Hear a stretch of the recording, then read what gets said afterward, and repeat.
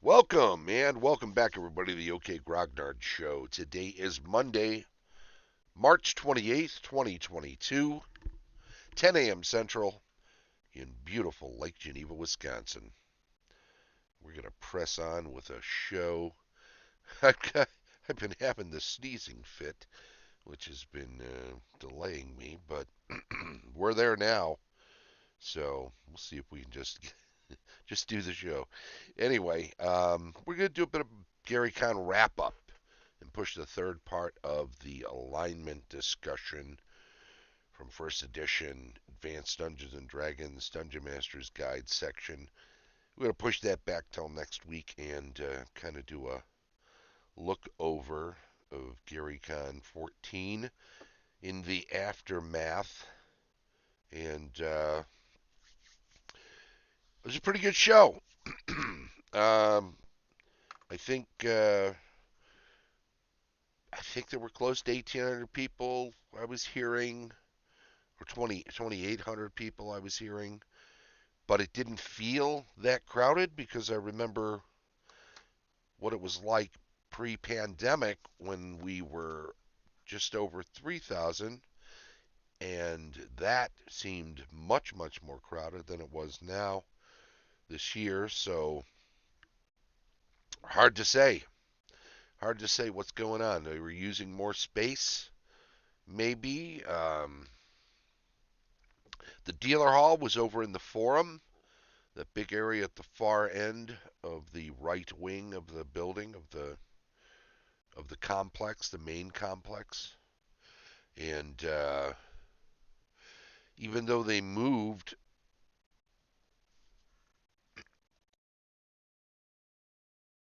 the Gen Con merchandise or Gary Con merchandise over into that area to try to supplement the traffic to make sure it was busier over there. I'm not sure that did all it could do. They had moved the Adventurers League into the main part of the building. Let me see what I can do here. I want to move this over here. I switch this up and change screens over to Alyssa Faden's wonderful map. If you look, the Merchants Hall was way over to the left of the main lodge. Adventurers League was taking up what used to be the Merchants Hall over here. I'm not sure if the scale is exact, although with Alyssa, in all likelihood, it probably is. Um, so this hall is probably a bit smaller, but I think you could tighten it up, maybe have a couple less. They used to do the merchants in this hall off the main, and then they used Maple Lawn A, which is just back to back, or there's a staff area in between, over to the right for an artist's row. So maybe it does require that much space, but it puts it way off the beaten track, and I don't think that's good for traffic for the merchants. And like I say, even though they moved all the GaryCon merchandise into a booth in the lower left-hand corner of that merchants hall on the left, I don't know that that helps enough. I think they should keep the Adventurers League over on the left-hand large hall. Um, not for any sort of social reason, but just because it's a big old thing that people are going to go to no matter where it is. You don't need to uh, you don't need to have it in the center to give it attention. It gets everybody that's going to it no matter where you put it. I think also you have to think of it as a generates a lot of noise which I know you could feel if you were close to the area where the Adventures League Hall was. And you're not going to change anything from moving it to one hall to the other, so I don't think that's a problem for the Adventures League players. You also have, where did they have Pathfinder stuff? Um, well, we'll see it later on here. I was mostly up center in the map in the Evergreen rooms where the wargaming was going on because I was mostly playing in war games and running war games. I was down in the far middle right of this map in Linwood for running my first edition game on Saturday night, but I was in Evergreen 2 running Divine Right on Thursday evening and Sunday afternoon running Civilization. Good attendance for all of them. A lot of fun was had by everybody. The feedback I got and my own personal feelings about it. Um, what else was going on? I didn't get too far afield from any of what I was running and playing. I was in Evergreen 2 Thursday day. Here, let's switch this back over. There we go. Thursday day was my. I wonder if I can bring up my schedule just to show it off. Make it easier to see what I was doing. Here we go. All right, there. Switch that over. Legends, denoting where it was. Knights of Camelot Fantasy board game was an exploded game that, much like the Kingmaker games of old, was a blown up game, if you will. Expanded. They took a small game board map, which was beautiful, by Darlene, and added in or put it on a 7 by 4 foot board and then painted up all of these miniatures, which turned out absolutely beautiful. If we can get that up here. I did take a few pictures of that, which was nice. Yeah, here we go.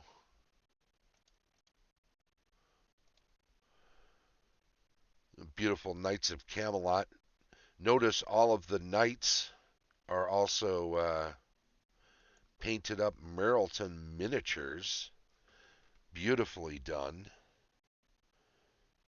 You've got to credit, all credit to Douglas Waltman, who did all this work and came out from the East to bring this out and run it all. I think he ran it 5 times, including a pickup game. But you can see all these dozens of King Arthur's knights are right there. The board itself has raised terrain on it, all painted and flocked beautifully, and it does very much resemble the original Darlene map. And anytime you collected some retainers, you would get those added on. Anytime you were off at sea, you had a ship with colors that matched your knights' colors. Of course, the knights had their shields with their own sigil upon them. Absolutely beautiful. And I wish the lighting was better. We were right by a big window, so note the Lake Geneva JC's cozy I'm sporting there. There's Douglas off on the right and some players that were trouncing me at every turn. It was Chad there in the middle who ultimately won it, although Candace on the left had her moments and was on the brink of winning. But for a few die rolls, it was almost anybody's game, I would have to say. Um, Most of us were pretty solidly wearing our masks on the regular. Some people would pull them off so that they could take a drink or grab a snack. So eating and drinking was one thing. If you see people without masks in any pictures, I would say 99% of the time it was because they just took a drink from a bottle of water and just had not gotten a mask on yet. So don't jump to any conclusions about that. it would be uh, it would be fair to say, oh, this picture's round backwards. So nevertheless, that's Doug on the left and me on the right this time, nicely masked. the wonders of, oh, I guess I should show that picture too because let's go back to the schedule. After playing that in the morning, I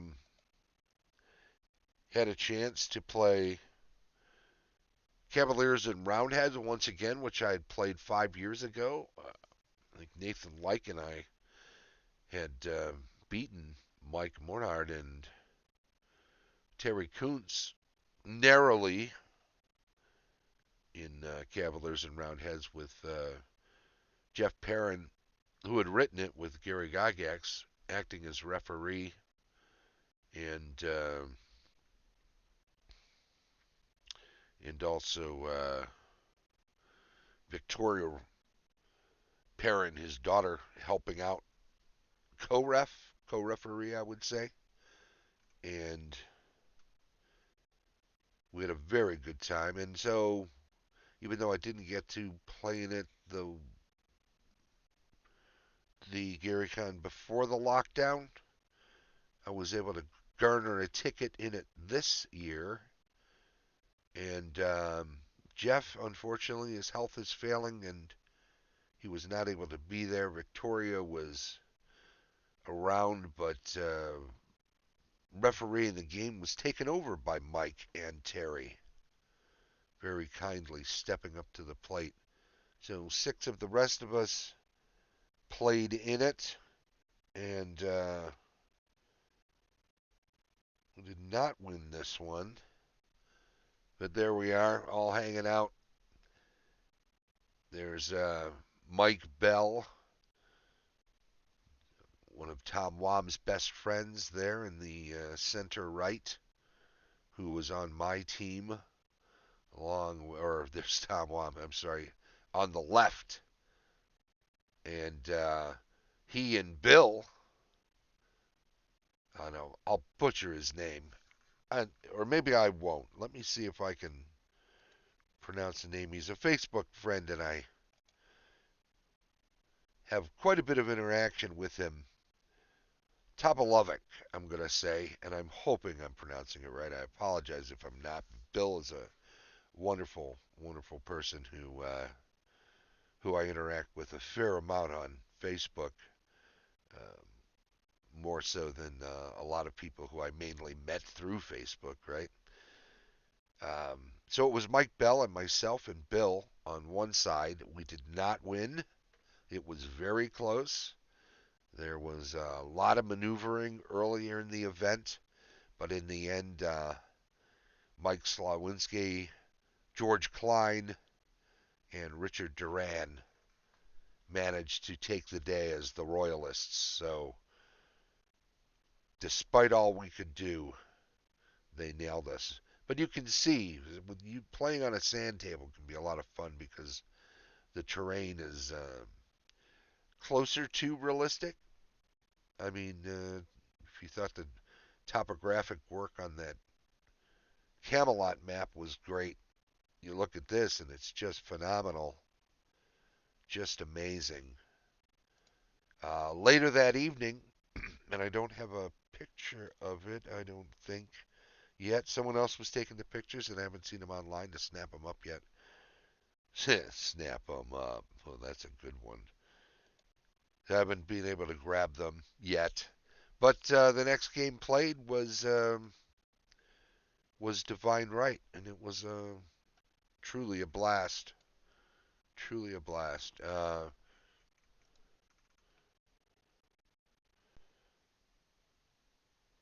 We had 4 regular signups and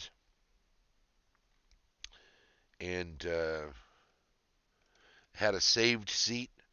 I had a couple more saved seats, but sadly, Kifley and Steve couldn't make it this year, and so we opened up a couple more seats. Normally, we only open up 2 seats, or we used to open up 3, and Kifley, Scott, and Steve Sullivan and I would play every year. It was a tradition since I want to say Gary Con 2, but I think it was actually Gary Con 3 when John was running it. And when he didn't make it out the next year, I had secured a copy from Von Deacon, who was kind enough to pass me off his old copy, and I took that and had been running it every single year since this year. This year we were joined by Greg Smith and Jeremy Ligman, and I mean, what a treat, what a blast! It was so much fun, so much fun indeed. I want to check out one other thing here online because I don't want to.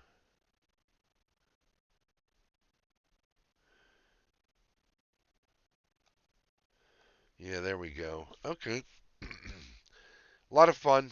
So, I mean, despite, I think we played it online last year.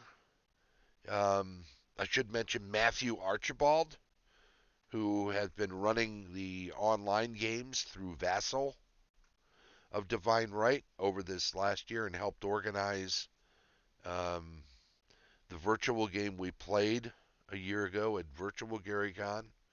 The previous year with Gary Con canceled, we did not play Divine Right.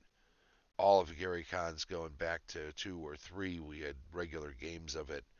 So it's been a little rocky with the lockdown trying to get our annual game in. But we did get it in this year. A seat was saved for Matthew, um, and then 2 were opened up, and then eventually 4 because, but 2 didn't get taken up. So we had 4 players, which just means we got more turns in, which is not a bad thing because it can be a long game. That's why we schedule it for the 6 hours that we schedule it for. It's important to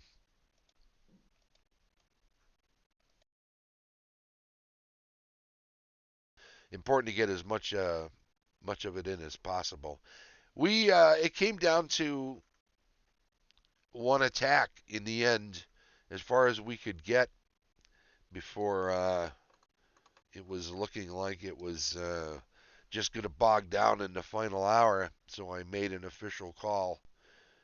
Matthew was well on his way to a pretty sizable victory if someone didn't find a way to stem the bleeding. And so the a sacrifice was made, and an attempt was made to earthquake his capital, take out his ruler, cripple him for good, and that could have changed the tide and swung it in Greg's direction, I believe, or rather Jeremy's direction. And the attempt was made, but it did not work out, and so we awarded the victory to Matthew and all congratulated him and left it at that. The That was a late night nonetheless. It was a long day. The next big thing going on was the next morning playing in Keith Sloan's Battle of Meadows, rather. I always want to say Fields, and we had a pretty solid game there. I was on the team of good with Alec Usticki and Sharon Douglas.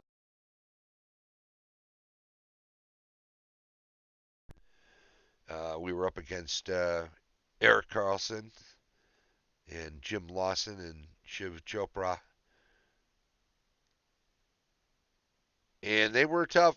They were tough. This is another one of those games that the DM suggested could go either direction, but in the end, I suggested that uh, we we recognized that if the game had gone on much longer, it would have been a victory for evil. So I personally conceded and kind of talked my two teammates into conceding that we would have been beaten in the long run. It was a tough fight. I tied up the right as long as I could, but in the end, some die rolls, uh, casting spells, and not having them work out quite well. Although they had their share of bad spell casting too, so I don't want to make it sound like I'm blaming the dice. I'm not. You choose when you cast your spells, and you know what the percentage and statistics are when you make those choices, and if they don't work out, then you got to maneuver better. You got to put yourself in a position to win. Um, in the end, it was a great time though. Chainmail, it's great to play chainmail every year at Gary Con, every Gary Con that we have. You know I'll be playing next year. I love playing. I would play I would play chainmail the entire time if it was possible to get in most of the games. I don't like to hog up the seats though. Got to let other people play too, right? And there are some other games that I like to play as well. I know that that evening I got in a game with Dave Weil, who was Captain Courageous on YouTube, and had a great time playing basic D&D, which I don't get to play all that often. I was with some wonderful people that I've seen in Gary Con's past and interacted with: Rex Lee, Rick Fisher, Kevin Trudeau, and Robert Nemeth, Jeff Fuca, Nathan Bryant, and Stephen Kraft, who I've seen not only there but other places as well. These are also people that, when they're in town, make sure they go by Lake Geneva games, so I appreciate that as well. We had a lot of fun. Um, I was flagging late in the game. I begged off the last little bit of it. It was a long game, as you can see, 6 to midnight. I think I kind of slipped out around 10:30, and our Sinopus was kind enough to pick up my character and run with it, and they did manage to level up and take care of the business they needed to take care of, vanquishing some pirates, and a hard fought for fight, dealing with the dungeons underneath the tower of the Mad Wizard Xenopus. I always say Xenopus, and I know that's probably wrong, but that's the fun of it, is pronouncing it any way you want. The rest of my schedule, let's see. The following morning, Brian runs a fantastic game. And I've never heard his name pronounced, but Scoera, hopefully I'm pronouncing that correct. I've known Brian since It's weird. I don't know how to pronounce his name properly, but I've only known him as Brian since the early Gary Cons, two or three probably. When it was first over at the Ridge, he was always there with a handful of other fellows who were Gary Con stalwart regulars. And I finally got to play a game in one of his games with him running it. This time, running Astonishing Swordsmen and Sorcerers of Hyperborea. Astonishing. Great fun. It was a 2E version, which is runs very smoothly. Astonishing Swordsmen and Sorcerers of Hyperborea 2E. Look it up online. It's a blast. It's a good time. It's like a grittier version of D&D, more in the vein of say Conan style of D&D. Donald Manning, John Camarata, Dan Berube, who I know, Berube, Denny Walters, Chance Dale showed up a few minutes late because he was coming from another event far away, which can be difficult getting from one event to another when they butt up against each other. But some people like to pack their schedules, and I don't blame them. Gary Con only has 4 days, and you want to get to play in as much as you can. That group, by the way, is mostly from the same group that travel together, and they played in and won Stormberg's Friday night Legends of RPGing tournament, and I got to DM them 5 years ago when they were playing in that same tournament, and they did very well, but they did not win it that year. This year they came back and won, which is absolutely fantastic.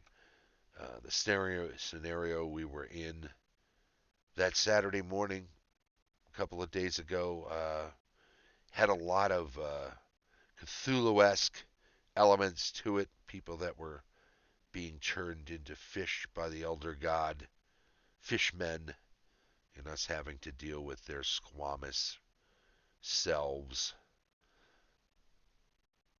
Pat Kilbane showing off his documentary was the I should bring that up so I can get all the proper information on that. Oh, I know what I need to do. Pardon me while I fumble around here. There we go.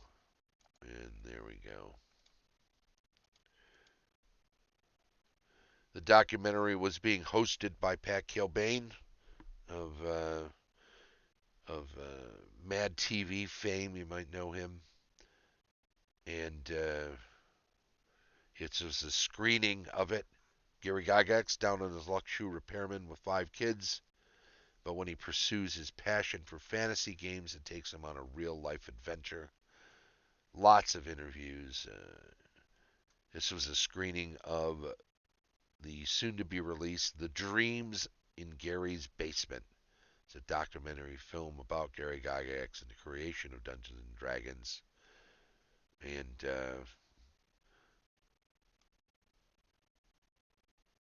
wonderful, wonderful work. Lots of people working on it. Good crowd, good turnout for it. And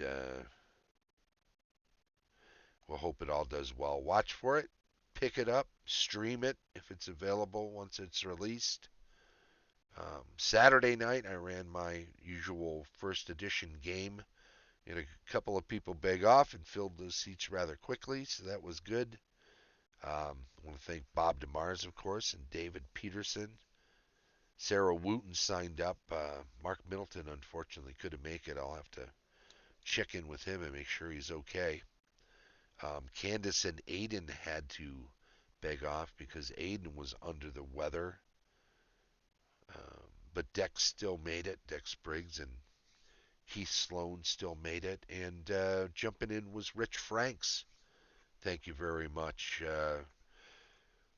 Dex and Keith and Rich and I Used to play in Tavis's game back in Gary Con 2 and 3 and 4. I think we played 3 years together before that split up when Travis couldn't make it back out to the convention, and several of us played with smaller groups. He ran it for, I want to say, 12 of us. It was at least 10 of us, and when he couldn't continue to do it, we broke off into a couple different groups. I ran a game for Brian and Keith and Dex, and we opened up a few seats to other people. Sadly, of course, Brian passed away during the lockdown from cancer, and we asked Rich to take up the mantle of his running characters. I hang on to the characters year to year and allow the legacy players to play the same characters from year to year. I think this will have to be a year when I level them up because they went through a lot. It was a scenario I ran differently but similarly on Tuesday for the Tuesday bunch that came in and played early, and it was a lot of fun. I think they did a very, very good job, although there were a lot of traps. There was a lot to figure out. It was difficult. They did a fantastic job doing that. I will say also that we wound up. I don't think I got home till 1:30, but we were uh, we were definitely jawing a bit at the end of the scenario. So we probably finished up about 12:30, and they were mostly successful. I would say that they didn't find the main treasure hoard, but they lived through the scenario. One character lost a foot, which is sad but not insurmountable, and everyone else got out alive. So bravo to them for sure. Hopefully, everyone will play again next year. We'll have a nice big game, and we'll see about awarding them a level in the interim. The last game I ran and also played in was my Sunday game of Civilization. Always save a seat for John Johnson, because we've been playing that since, I want to say, Gary Con 3, still at the Ridge. We played a few games. We took a couple of years off. Of course, there was the pandemic and Gary Con not happening for a couple of years, and we didn't have a good online alternative for that one. So we didn't play, but we got back to it this year, and we had 4 additional players, including the excellent Scott Schwartz, Dave Dubin, who I've played some Divine Right with online, Wade Waffle and Chuck Apple joined us, and both excellent players. All all 6 were hammer and tongs, and in the end, as we got up towards 6 o'clock, 5:30, we looked at the board. We looked at people's possibilities, where they were located, how they were doing with their civilization card acquisition, and rather than drag it out into the wee hours, which the game can easily play 12 hours. We slot it for 6, knowing full well that it'll be between 1 or 2 players once you get halfway to 2/3 of the way along.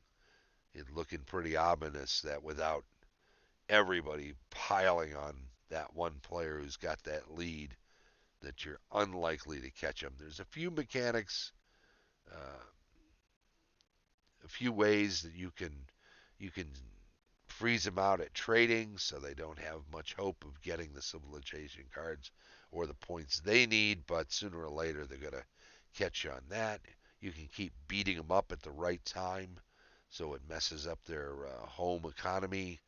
Um, you can knock them down and squeeze them into a corner.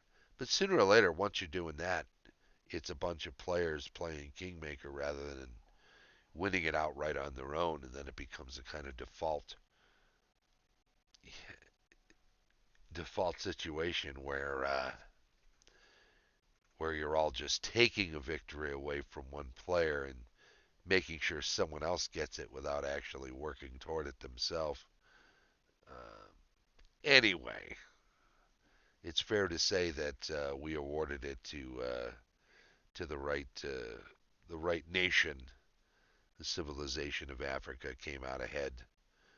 They were the least stymied. Several of us had our three civilization colors and were able to advance, but we were all getting blocked out when it came to. We were all stalling out when it came to having 7 civilization cards. And in this case, Africa was on the move with the best chance of acquiring enough to move into the next and not be stalled out. So there you have it. That's my schedule. Um, we're fairly well over time. I want to say congrats to Lou Zaki. Tom Wam was able to pass on the Gygax Lifetime Achievement Award in gaming. That was a very nice moment. I know the Wounded Warrior Foundation was the only charity recipient this year, and I know that they were right in the vicinity of $30,000 raised at the auction. Phenomenal. I think that's more than has ever been, and despite being a somewhat smaller Gary Con, they did a fantastic job doing that there. Thanks to Larry Elmore for doing the cup Kiesel from Snarf Quest on the DMG or the DM's uh, drink cup this year. Very nice of him. Um, Also, I want to mention that there is a effort by people to uh, there's an Indiegogo. Let's see. Let me bring it up over here because it would be good to see it all. I think we're here, right? Yeah, there you go. Check out the Indiegogo fundraising account for preserving the birthplace of D&D. Yolanda Frontini and her husband own 330 Center Street, which was the place where Gary and his family lived in '74 when Dungeons and Dragons first came on the scene. They just started up this fundraising attempt. Um, I know, I know Yolanda. I know everybody knows Yolanda who knows much about 330 Center Street, and they're very generous with allowing people to play there every year, to use the space as a sort of mecca, a central point. It's definitely one that people will take a picture of and in front of when they stop in and kind of do the D&D self-guided tour through Lake Geneva. It is it's a wonderful place, definitely, and doing whatever we can to make sure it is up to snuff. As she says, in 2005, my husband and I fell in love with this house and bought it to serve as the family's gateway retreat. Soon after, I began to notice people occasionally stopping to take pictures outside the house. When I received a call looking to film a documentary at the house, I knew we had stumbled on a treasure. Everything has been a whirlwind since. I went from not knowing much about Dungeons and Dragons to it becoming a big part of our lives. You can read more about that over on the Indiegogo. There's a lot of information about how they want to keep the place in order and upgrade it. And, if this was their own home and they weren't um, as generous with how they utilize it and allow others to go in and play games there in the dining room, and if they weren't people who kept up the legacy, uh, then yeah, sure, that's their own uh, financial burden to handle. But in this particular case, these are people that truly understand the historic significance of the home and share it with everybody they can. They're incredibly generous, and anything we can do to help that. You can pick up somewhat expensive T-shirts. Of course, the money goes to the funding of the. There's this beautiful D20 spinner pin, and notice how the numbers are also not spin down numbers, but rather broken up the way they would be on a 20 opposite the 1, 19 opposite the 2. It's a beautiful little piece. In the T-shirts, I'm going to get at least one of these Birthplace of D&D 330 Dragon T-shirts because I want to represent. There's our friend Joe pointing out the door that they preserved when they replaced it, the door to the basement, the storm door, which Gary had scrawled entrance wargame room upon so that people weren't coming through his house when they came over to visit to play on the sand table, which was down in the basement, and access to that was through the storm door. So there we go. Definitely make sure you help out with that if you can. It would be very kind. It is a worthy cause, to say the least. So do what you can. And I appreciate it, and everybody appreciates it. I'm going to leave everything in that. I think I covered everything I wanted to cover today. Sorry for the long session. Uh, so it goes. So it leaves it just to say this has been the Gary Con 14 wrap up on the OK Grognard Show. Lest we forget, the OK Grognard Show streams live on Twitch each Monday at 10 a.m. Central and is then archived on YouTube. If you're checking it out on Twitch, please do follow the channel and chime in on the stream chat, which I have been neglecting, I'm afraid. We'll take a look. Oh, yeah, Mike's over there. And a couple other people haven't chimed in, but appreciate you being here very much. And let's say thanks to our Patreon supporters, of course, Tom Tullis of Fat Dragon Games, Rick Hershey of Fat Goblin Games, Carlos Lysing, who was able to catch up with, Castle Entertainment, Heath Farndon of the NPD and D20, running those excellent games down under and streaming them during Gary Con, Dave O'Brien of Quacks Game, and Shane Bradley, DM extraordinaire, both of whom I caught up with at Gary Con. Sadly, Tom Tullis wasn't able to make it. He has illness in the family, and I hope that resolves itself quickly. GG Games is in the house. Thanks very much, too, for chiming in. It's much appreciated. If you catch up with these on YouTube, where they're archived right after they are streamed, please do subscribe to the channel, click the bell, make sure you get updates, and give us a thumbs up on any videos you watch and enjoy. This has been the OK Grognard Show from beautiful Lake Geneva, Wisconsin. Bye-bye.